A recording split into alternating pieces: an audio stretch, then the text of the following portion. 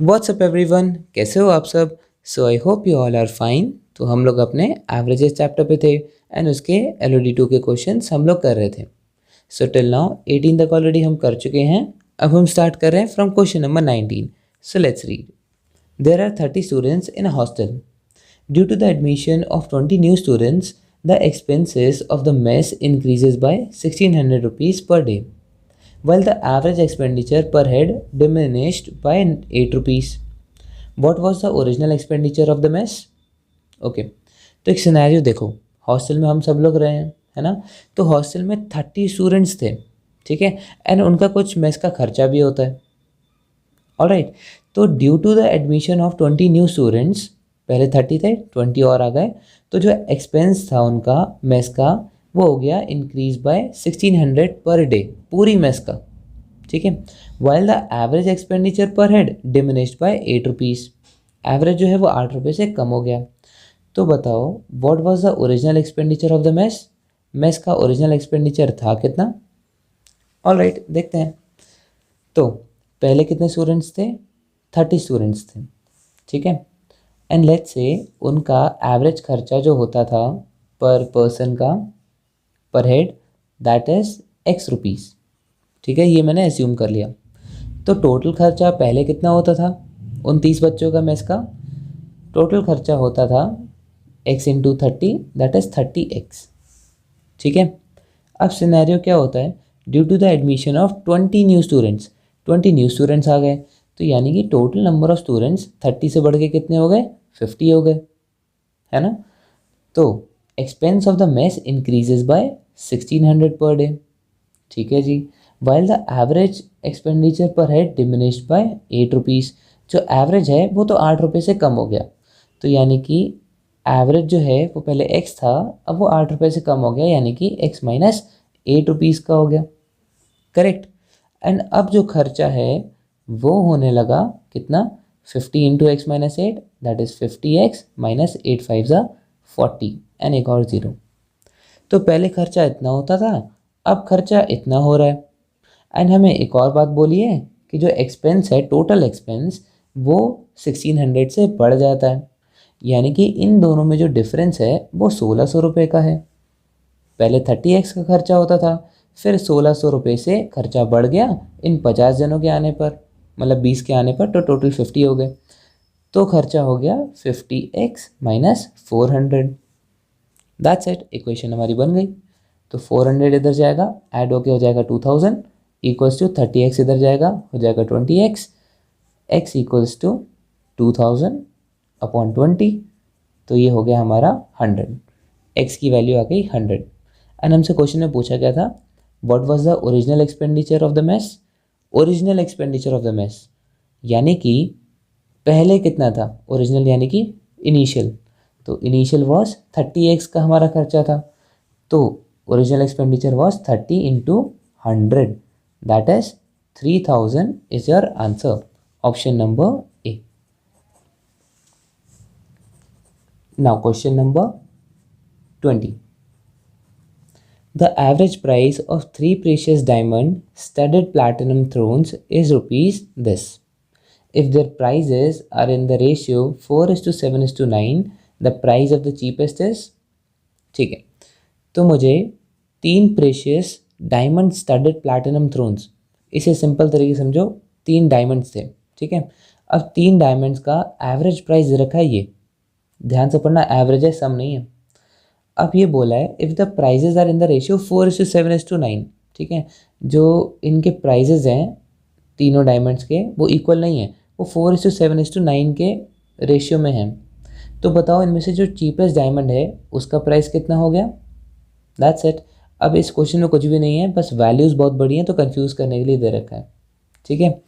तो average price of 3 diamonds is this. अब ये वैल्यू कितनी है लिख के देखते हैं, 9761049831 तो ये आपका हो गया 3000 ठीक।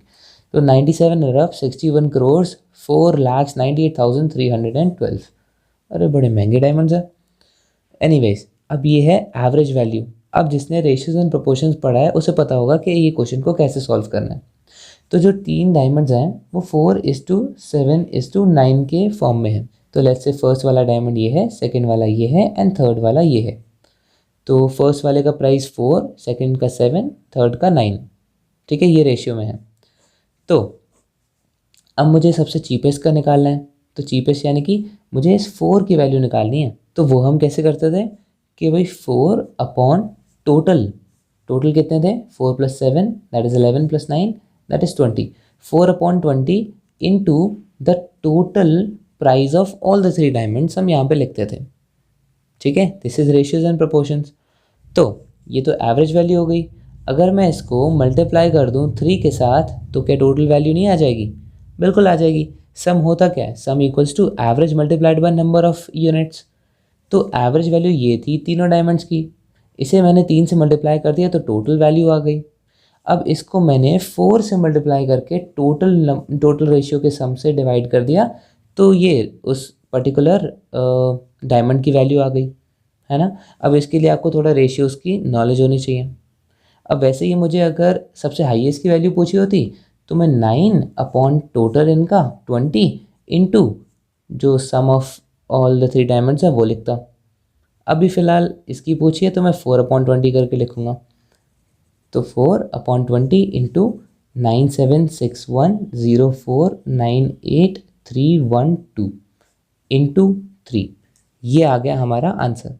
अब क्योंकि हमें कैलकुलेटर अवेलेबल होता है तो मैं इसे कैलकुलेटर से करूँगा एंड ऐसे क्वेश्चन के लिए कैलकुलेटर ही यूज़ किया करो। तो 4 इंटू, बल्कि 4 ये तो काट ही सकते हो, 4 × 5 तो 97610498,312 इंटू 3 डिवाइडेड बाय 5। तो आपका आंसर कितना आ गया, 585662987.2। देखो बिल्कुल एग्जैक्ट आया। तो therefore option number B is your answer. चलो लिख देते हैं 5856629 देन 8987.2। अच्छा यहाँ पे कॉमर्स गलत लगे हैं, ये 4 के बाद लगा है, ये ऐसे होना चाहिए। देखो तो 1 2 3 इधर कॉमा एंड कौन से इंडियन में लिखा है ना, ठीक है, 3 देन 2 देन 2 2। ठीक है, so therefore this is our answer, option number B.